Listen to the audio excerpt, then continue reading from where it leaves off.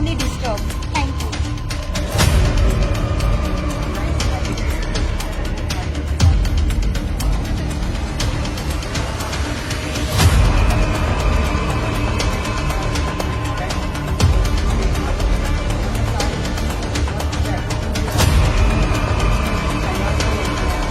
मैं वंशी शिक्षा निकेतन हाथी से, जैसे कि आप सभी जानते हैं कि अभी भी हमारे स्कूल से 27 पीजीटी टीचर्स को निकाल दिया गया है। ये कहते हैं कि रेगुलरली अपना काम नहीं कर रहे, लेकिन ये बिल्कुल गलत है। वो हर रोज टाइम टेबल के हिसाब से हमारे पास अपना काम भेजते थे, ऑडियोज, वीडियोज, पीपीटी एंड हर हफ्ते में असाइनमेंट भी दिए जा रहे थे। तो अगर हमें असाइनमेंट तो उसके लिए भी वो हमारे पास कॉल करते थे, लेकिन अब उन्हें निकाल दिया गया है। और अब जो महेंद्रगढ़ के टीचर्स हैं हमारी ऑनलाइन क्लासेस दे रहे हैं, जिससे मैं बिल्कुल भी सेटिस्फाइड नहीं हूँ, क्योंकि इन टीचर्स के साथ हमारा कोई भी इंटरेक्शन नहीं है। तो ऐसी ऑनलाइन क्लासेस का कोई फायदा नहीं है। इससे अच्छा हम यूट्यूब से भी पढ़ सकते हैं। हमारे साथ ये बिल्कुल गलत हो रहा है और हमारी स्टडीज अब बिल्कुल डिस्टर्ब हो चुकी हैं and it is really creating a lot of problems. Thank you. दोस्तों, आप देख रहे हैं आर्यवर्त टुडे न्यूज़ चैनल संवाददाता रोहित के साथ। जैसा कि आपको पिछली वीडियो में भी दिखाया था करीबन 10 दिन पहले कि कैसे यदुवंशी स्कूल के प्रबंधक द्वारा शिक्षकों के ऊपर अन्याय किया जा रहा है, आज फिर वही शिक्षक एसडीएम ऑफिस हांसी में पहुंचे अपनी गुहार लगाने। आइए बात करते हैं इनसे कि इनकी प्रक्रिया क्या रही और जब इन्होंने गुहार लगाई एसडीएम ऑफिस में तो एसडीएम साहब ने क्या कहा। नमस्कार मैम। मैम, आपका स्वागत है हमारे चैनल पर। Thank you sir. तो मैम, आज आप फिर एसडीएम साहब के पास गुहार लगाने आए हैं। हाँ जी तो क्या कहा एसडीएम साहब ने? सर, एसडीएम सर ने बोला है कि हम डीओ से बात करते हैं और आपके के लिए कुछ सॉल्यूशन करेंगे। तो मैम, जैसा कि पिछले दिनों आप डीसी ऑफिस हिसार गए थे, उन दिनों के बीच क्या डायरेक्टर साहब या प्रिंसिपल साहब से कोई चर्चा हुई आपकी सैलरी को लेकर? नहीं सर, मैनेजमेंट इस बात से हमसे कोई ज़्यादा इंटरेक्शन करने को तैयार नहीं है, बात करने को तैयार नहीं। वो कहते देखेंगे, पता नहीं, बस ऐसा ही जवाब होता है। पिछले दिनों एक वीडियो भी वायरल हुई थी, उन्होंने कहा था कि वो टीचर काम पे नहीं गए तो इसलिए मैं उनको सैलरी नहीं दे रहा। इसके बारे में क्या सच्चाई है? सर, ये तो साफ साफ ही झूठ दिखाई दे रहा है कि हमने आपके साथ कुछ फ़ोटो भी शेयर करेंगे जहाँ पे हम विलेजेस में गए थे। कुछ स्कूल की फ़ोटोग्राफ्स भी हैं, हमारे ऑनलाइन काम का रिकॉर्ड भी है, हमारे स्टूडेंट्स भी आपको बताएंगे कि हम वहाँ गए थे या नहीं गए थे। तो मैम, जैसा कि देखा जाए कि यदि सरकार की तरफ से दिशा निर्देश थे कोरोना जैसी महामारी के अंदर कि घर से भी बाहर ना निकले, तो भी आप उनके घर पढ़ाने के लिए गए, ऐसा क्यों? बिल्कुल सर, मेरी तो हेल्थ इशू था, मेरी तबीयत भी ठीक नहीं थी और मैंने सर को बोला पहले कि मेडिकल दिया कि मैं नहीं आ पाऊंगी। फिर उन्होंने बोला कि अगर नहीं आए तो मे बी कि रिमूव कर दे। उसके बाद भी फिर मैं कंटिन्यूअस सर विलेजेस में विजिट करती रही, तबीयत खराब होने के बावजूद भी। तो जबकि सरकार की तरफ से दिशा निर्देश ये थे कि आपको बाहर नहीं निकलना कोरोना लॉकडाउन के अंदर, तो यानी लॉकडाउन का बिल्कुल भी पालना नहीं किया गया स्कूल की तरफ से? बिल्कुल नहीं किया गया। 92 विलेजेस में सब टीचर्स को घुमाया गया, एक एक बच्चे के घर गए हैं सर। नोटबुक चेक की, फीस के लिए भी, फीस के रिगार्डिंग सभी पेरेंट्स को बोला गया, फीस भी कुछ कलेक्ट भी हुई। तो कलेक्ट किस रूप में हुई मैम? कैश भी लाए थे सर हम एक दिन। नहीं, कहाँ से? बच्चों के घर से सर। मैम, वो फीस तो नहीं कहेंगे, उसे वसूली कहा जाएगा। हाँ बिल्कुल सर।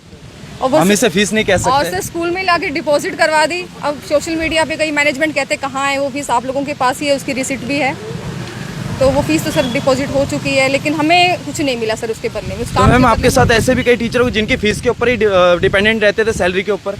ऐसे कोई टीचर आपके साथ? बहुत सारे टीचर्स हैं सर जो बिल्कुल इस स्कूल की सैलरी पे ही डिपेंड थे सर। अब 5 महीने से सैलरी नहीं मिली तो क्या होगा सर उनका? तो कौन टीचर है मैम जो सैलरी के ऊपर ही डिपेंडेंट आपके साथ? मैं हूँ सर। मैं मतलब मेरे हस्बैंड है जो पंजाब में लॉकडाउन से पहले ही वहाँ फंसे रह गए थे। तो मैम, क्या काम करते हैं आपके हस्बैंड? वो गारमेंट की शॉप पे थे, लेकिन वो पंजाब में रह गए लॉकडाउन की वजह से और आ नहीं पाए, तो उनकी जॉब भी चली गई। तो मुझे लगा था कि स्कूल से सैलरी मिलेगी तो मुझे उसमें रेंट मिल जाएगा, जैसे रूम का रेंट देना होता है मुझे और बच्चे की फ़ीस देनी होती है। लेकिन जब इन स्कूल वालों ने मुझे मना कर दिया तो मैंने अभी तक स्कूल की फ़ीस नहीं पे की है सर बच्चे की। तो मैम, आपने डायरेक्टर साहब से या चेयरमैन साहब से किसी से बात की कि भाई मेरे साथ ये हालात है मेरे? मतलब मेरे साथ में जो कलीग है उन्होंने बात करी थी सर, तो उन्होंने साफ मना कर दिया कि आपको मतलब कोई भी सैलरी नहीं दी जाएगी। तो कारण नहीं बताया आपको? नहीं, कारण रीज़न कुछ नहीं बताया। हम मीटिंग में भी गए थे, उसके बावजूद भी हमें निकाल दिया गया सर। जैसा कि आप देख सकते हैं एक शिक्षक की कहानी कि बिना सैलरी कैसे अपने घर का गुजारा करे, जिनका पूरे घर का गुजारा एक सैलरी पर चलता था। क्या ये अन्याय है? जहां एक स्कूल प्रबंधक जो अपने आप को डायरेक्टर कहते हैं और वही अपने टीचरों के साथ, शिक्षकों के साथ अन्याय किया जा रहा है। क्या करें ऐसे डायरेक्टर का? आइए दूसरे टीचर से बात करते हैं कि उनका क्या कहना है। सर, आप कहाँ से? सर, मैं कोसली ब्रांच से हूँ। तो आपको भी स्कूल से निकाल दिया गया बिना नोटिस के? बिना नोटिस दिए, क्योंकि 20 तारीख को जो हमारी मीटिंग हुई थी तो उसमें 20 टीचर नहीं जा पाए थे। क्योंकि कुछ की शायद हेल्थ प्रॉब्लम थी और कुछ की क्योंकि पिछले 4 महीने से कुछ 1 रुपया मिला नहीं था। तो पैसे ये थे मीटिंग नहीं। कब थी? सर ये थी 20 जुलाई को। 20 जुलाई। हाँ, तो 20 जुलाई को जो टीचर मीटिंग में प्रेजेंट नहीं थे तो उन तो टीचर्स कितने स्टाफ की मीटिंग थी? सर स्टाफ कंप्लीट स्टाफ को बुलाया गया कितने थे? था। सर स्टाफ मेंबर जो है 60 के अराउंड हमारा स्टाफ है। जैसा कि देखा जाए कि सरकार की तरफ से दिशा निर्देश है कि 50 से ऊपर की गैदरिंग नहीं करनी, तो फिर भी गैदरिंग 50 से ऊपर की जा सर रही है। ये तो गैदरिंग तो 9 तारीख को भी हुई थी हमारी, और बच्चों के घर भी हम विजिट किए थे गवर्नमेंट ने मना करने के बाद भी कि आपने भाई इंटरेक्ट नहीं करना है लोगों से। कि कोरोना जैसी महामारी के अंदर जहां डर बैठा हुआ था कि कहीं किसी को कोरोना ना हो जाए, सर फिर भी आप ऐसा कर रहे थे। सर क्या करें, मजबूरी है, क्योंकि काम ना करें तो ये कहें कि जैसे अभी भी ब्लेम लगा रखे हैं कि भाई आप लोगों ने काम नहीं किया। हमारे पास पूरे प्रूफ हैं कि हम आपके कहने के ऊपर कोरोना टाइम में अपनी जान हथेली पे रख के बच्चों के घर विजिट किए हैं, और हमारी जो ब्रांच के कुछ टीचर ऐसे भी घर विजिट कर गलती से चले गए जो घर पूरा क्वारंटाइज ऑलरेडी था, उस पूरे घर में कोरोना के पेशेंट थे, तो उन्होंने बाद में टेस्ट वगैरह भी करवाए थे अपने।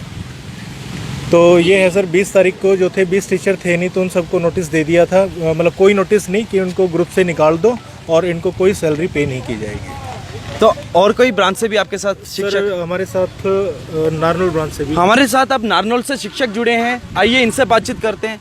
सर आपको ही बिना नोटिस स्कूल से निकाल दिया गया? जितने भी, हाँ जी, स्कूल के जितने भी ग्रुप हैं जिसमें हम ऑनलाइन टीच करते थे, पढ़ाते थे, उन सभी ग्रुपों से हमको निकाल दिया गया है। तो आपकी ब्रांच से कितने शिष्यों को निकाला गया?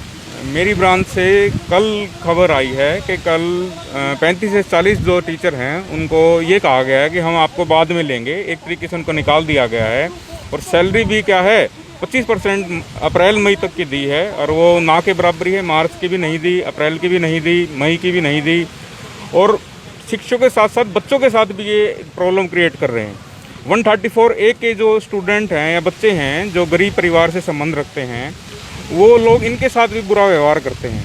वो क्या करते हैं, इनको 2 दिन इनको ग्रुप में डाल देंगे, 2 दिन उनको ग्रुप से निकाल देंगे। उनको इतना ऐसा क्यों? ताकि उनको हराश कर दें और वो बच्चे स्कूल में एडमिशन ही ना लें। ये इस प्रकार से है क्योंकि सरकार कहती है कि 25% जो सीटें हैं वो गरीब विद्यार्थियों को दें ताकि स्कूल पढ़ाए। अब गरीब विद्यार्थी को अगर 25% सीट दे देंगे तो फिर इनके पास 25% सीट पे जो लोग हैं, जो बच्चे और दे सकते थे, वो कम हो जाएंगे। इनके पास एडमिशन चार्जेस फीस वगैरह नहीं आएगी, क्योंकि ये सारा काम तो सरकार करेगी जो 134A वाले बच्चों के लिए। तो अभी उन बच्चों को इतना हरास कर देते हैं, डीओ के पास, बीओ के पास इतनी सारी कंप्लेंट करी गई है इन 134A वाले बच्चों के पेरेंट्स ने। उनके पेरेंट्स जिस दिन जाते हैं उस दिन तो व्हाट्सएप ग्रुप में उनको ऐड कर देंगे, उनको पढ़ा देंगे 2-4 दिन, फिर उनको हरास कर देंगे, फिर उनको निकाल देंगे। पेरेंट्स हो, गरीब आदमी हो, कोई टीचर हो, हर किसी को एक शोषण के रूप में यूज़ किया जा रहा है। आज़ादी हमें मिल गई, लेकिन ये कोई आज़ादी नहीं है कि एक आदमी का शोषण, गरीब को और गरीब बना दिया जाए, अध्यापकों को उनका अधिकार ना दिया जाए।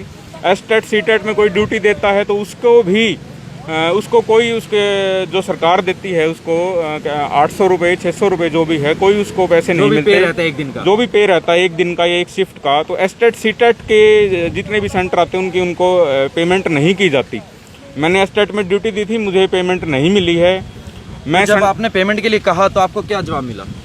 मैंने पेमेंट के लिए पूछा, आसपास के जितने मेरे टीचर थे, बोला भाई भूल जाओ इस चीज़ को। तो मैंने अपने अध्यापकों के साथी अध्यापकों से पूछा जो पहले मेरे से सीनियर थे, मेरे को 2.5 साल होने वाले हैं उस संस्था में काम करते हुए। तो सभी ने कहा कि भूल जाओ भाई उस चीज़ को।